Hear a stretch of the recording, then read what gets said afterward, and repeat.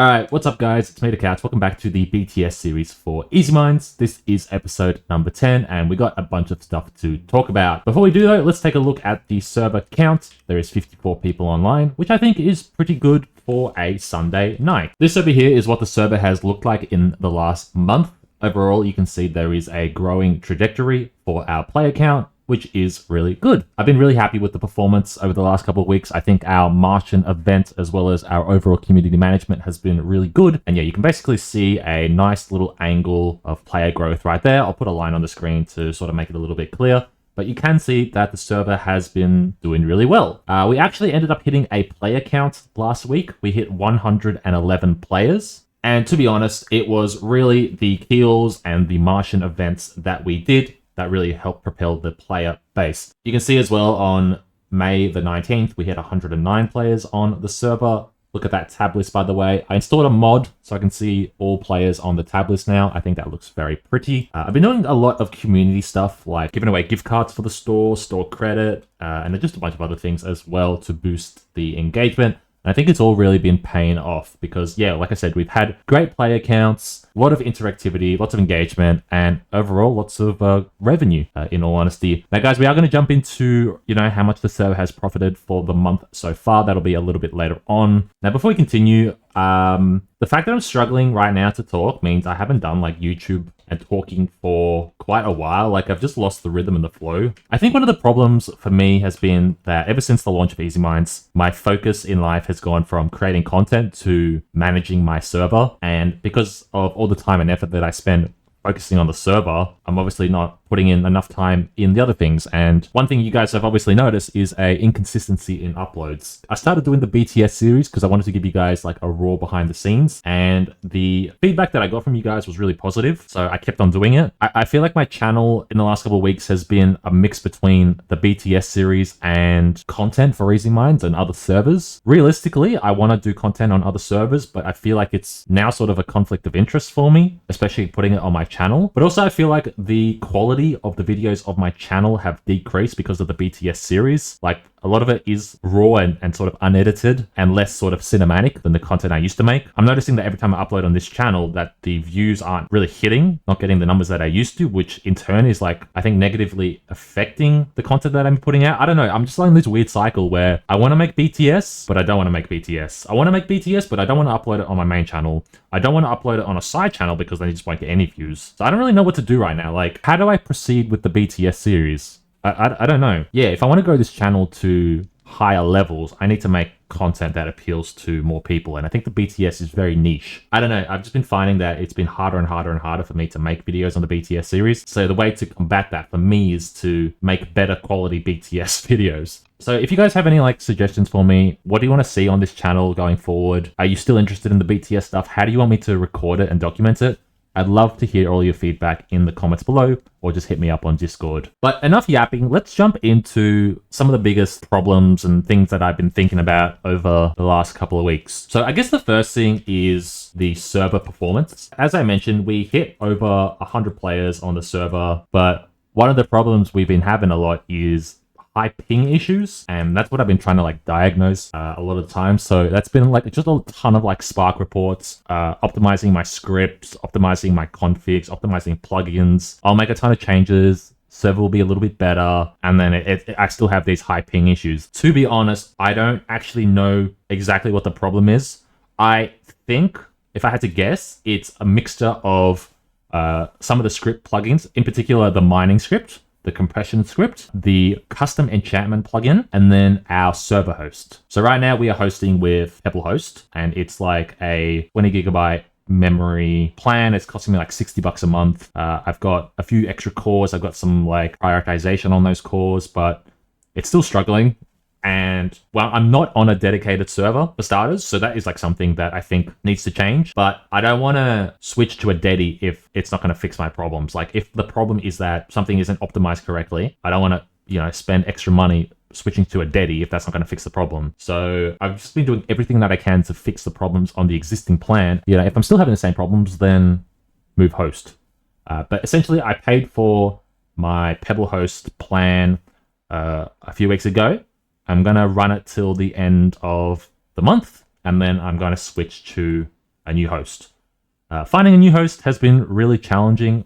I think the best thing to do is to move to a Dedi, but I don't know how to set that up myself, and I don't have a sysadmin, and I don't really want to go down that path just yet. So I'm thinking of switching to like a Bluehost dedicated plan for the same price, like between 60 to 100 USD a month. And I think that'll fix a lot of the problems I'm having. And then once I'm comfortable with that, if I want to expand or if I'm still having problems, then I can think about switching to a full-on Dedi. So in terms of like script optimization, like I said, the main issue or the main culprit, I think, is this script here, the mine script. And this is the current way that it works. So, you know, we grab the fortune level of the player's tools, of the player's armor, every time they break a block. And then we do all these check for things, like if they have things in their offhand, if there is an event running, if they have their PvP on, if they have blast, if there is a booster, and then if they have particular ranks, like if they have plus ranks, whatever. And then we divide that into number of compressed items and uncompressed items. And then we give them, you know, depending on what block they break, the variable of blocks as well. And so basically, when one block is broken, it goes through 620 lines of code, essentially. So that's what I think can be optimized. And the way I want it to be optimized is that things like, say, this and this and this is all stored elsewhere. Like the best thing for me would be when you switch to a tool in hand, or when you change over one of your armor pieces, or when you put a talisman in hand, like whenever there's any sort of inventory management, the game will calculate what your fortune is based on the tool that you're holding. So if I'm doing something else and I switch my pickaxe, then my total fortune will be 100, for example, right? And then when I break a block, instead of doing all this stuff, it just grabs that fortune level of 100 and then multiplies it by these blocks here. Like, I think, in my opinion, that would be a good way to do it. And so that is what I asked my developer to do, or that's what I thought that they were doing. I mean, they sort of went and did it themselves. This is going to be a bit of a rant, by the way, but they went and sort of started re-scripting it themselves, and this is what it looks like now. This is just really messy for me, in all honesty, and I don't know how it's any more efficient than it was previously. But like, essentially what happens is, on break, set B to type of event block and set the multi to the check fortune player, and then the check fortune player is this thing here, which is the same thing as it previously was. So it then does a check for player's level fortune, their tool, their offhands, their this and that, and you know, if they have a rank as well, and blah blah blah. It's like, it does the same thing, but it's just broken into multiple different functions, and I'm finding that it's actually less effective than it was previously. I went through all this yesterday, and I spent about an hour and a half on it, 2 hours with the dev that coded it, and I don't know, I just got really angry because it's not what I want, and it's been like 2 or 3 weeks now that this has been worked on, and it's not where it needs to be. I've been really sort of pissed off, to be honest, with some of the structuring of the staff team recently. And I'll get into one of the major changes that I'm going through at the moment with the team. I think this is going to be helpful to people in terms of structuring and leadership stuff. But yeah, I've been trying to overhaul my entire staff team this week. I think it's something that's been needing to happen for a long time. And it's definitely going to help with growth on the server moving forward. But with me, for example, I wanted a manager on the server to manage the staff so I wouldn't have to think about it. And every single week I think about it. In terms of development stuff, I have multiple developers that work on the server, but yet I'm still in the code developing half the time. I have developers that I pay that aren't doing a good enough job, in my opinion, at the moment. I think they're too comfortable. So I put together this flowchart here. And so this is sort of the current hierarchy, right? We have me, the owner, at the top. And the people that report to me is the manager, the admin, and the developer. Now, in this case, the manager is responsible for overseeing all the staff, like doing staff applications and promotions and mentorship and training and all that stuff. But the manager has also been somewhat MIA recently. I've waited for them to become active, but it's just got to a point now where I've had to replace them, to be honest. And I didn't really feel good about it, but it had to be done because I don't want to wait on people to do their jobs. I want this server, this system to be a automatic machine. Anyway, and no hate towards, again, this is the second manager I've lost. No hatred or anything, no ill intent towards the manager, but I've just been unhappy with the current system. So when it comes to like applications and stuff, each week I end up having to do it, or the admin ends up having to do it, and management as well. Like we have a staff mentor, like a high-ranking moderator that oversees the staff and approves punishments and does training and stuff. So realistically, the manager position has been filled recently by the owner, the admin, and the staff mentor.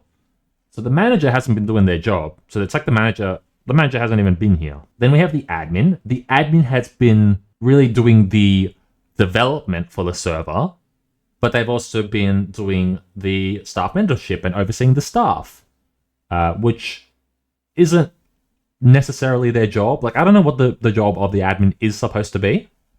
And then we have the developer who's just been developing, right? And then this has been the hierarchy of the staff team. So we got senior mod, junior mod, helper, trainee, and then the staff mentor sort of oversees all of them. Now, the responsibilities of the trainee, the helper, the junior mod are all realistically the same. Like, I don't think there's any key defining responsibilities that they have, because, in my opinion, the manager hasn't written a guide or a list of instructions or a list of differences for what each of these roles are. And so when it comes to promotions and staff management, you know, both myself, the admin, the staff mentor are basically like promoting or demoting based on vibes half the time. I have my way of managing staff. Admin has their own way of managing staff. And then the staff mentor, we just go to him for opinions on things. So this whole thing has been a mess, right? This doesn't work. So like I said, this is the current system. And then over here is the new system. This is a simplified version of it. And then this is it with a little bit more information and responsibility. So I'll show you the new system here that I'm hoping to sort of have up and running starting the next month. The way it works is we have myself, the owner, and I'll have 3 direct reports. There is a community administrator, a staff administrator, and a development administrator. So you can think of these roles as both admin or manager. Like the official manager title has been removed, but essentially you're like a community manager / admin, a staff manager / admin, and a development manager / admin. So the responsibilities of the community administrator is to, you know, go through the Discord, look at feedback, look at suggestions, work on events, work on updates for the server, announce things to the Discord, work on server promotion, work on media, and then they will have, you know, their own moderator, junior mod, helper, trainee, whatever, that will report to them. Then we have the staff admin. This is like your main staff manager role. So they go through the applications, they do the training, they do promotions, demotions, etc. And then reporting to them will be the staff mentor, which is basically like a senior mod. The staff mentor will sort of answer any questions the staff have. They'll look at punishments and approve them. And then reporting to them will be, this is like classic staff hierarchy. You know, you've got your mods, junior mods, helper, trainee. And then for your development admin, they'll be in charge of, you know, bug fixes, updates, building, and then reporting to them will be a senior mod who will be in charge of quality assurance. And they'll be sort of testing new features and accessing the dev server, working on bugs. But then they'll also have developers who are more freelance and commission-based reporting to them as well. And then again, with the hierarchy, they'll have moderators, junior mods, helpers, and trainees that report to each other. So this is the new system here that I've been sort of fleshing out.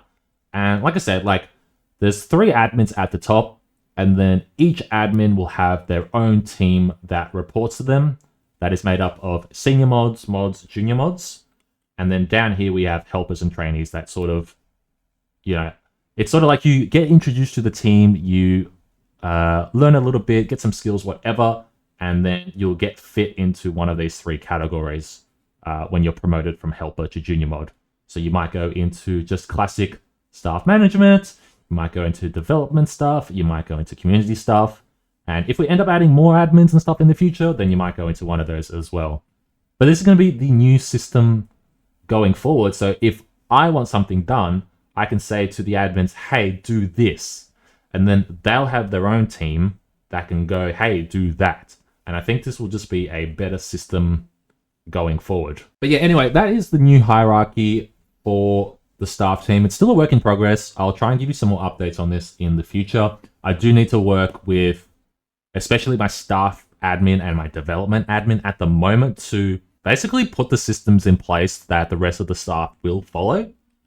There is a lot of work that needs to be done, and I want to have it all up and running by 1st of June. So we got a few days to do it. All right, now the next thing I want to talk about is probably what you're all here for, which is the server finances. So what I've done is I've gone through my PayPal account and my Tebex store, and I've broken down all the profits and expenses and revenue for May so far. It is May 25th at the moment, so it's not the whole month, but I think it will paint a good picture of how we have performed for the month so far.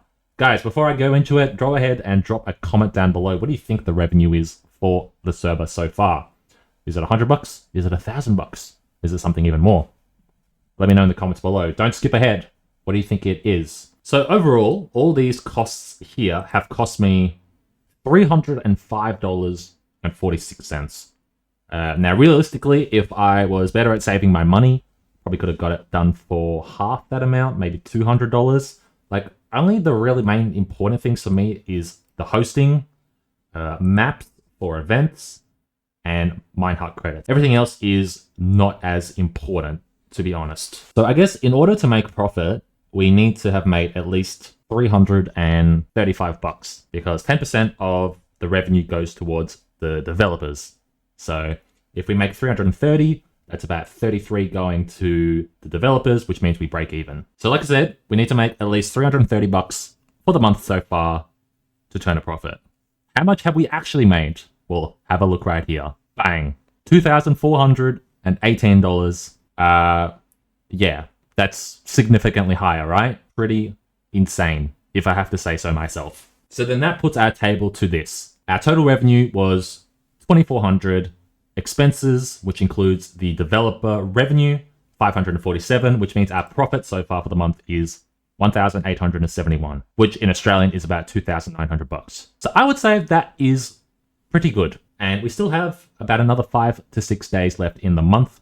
So this number will probably end up being even higher. But yeah, 2,900 Australian dollary dues in May so far. It's been a good month. What can I say? Oh yeah, and I guess I'm not including Tebex's sales tax, which I think is about 5%. And there's like a PayPal fee I pay as well, which is also a few percent.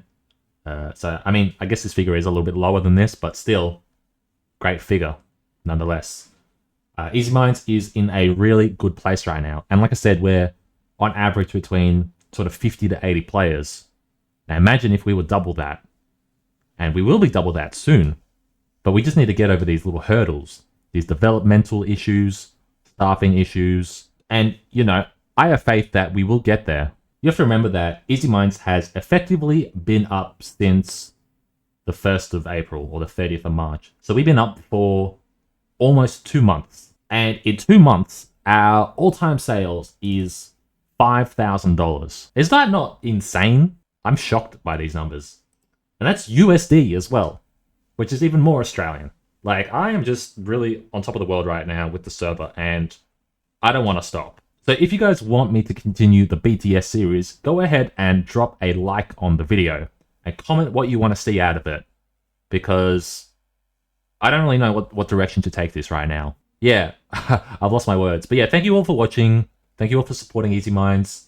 If you're not playing, start playing. It's the best box mining server on Minehut. I wholeheartedly believe in those worlds as well. Like, proof is in the pudding. Look at our player count. Look at our revenue. We are doing fantastic. And like I said, we're just going to keep on going up and up and up. So I want to take you guys with me. Go ahead, like the video.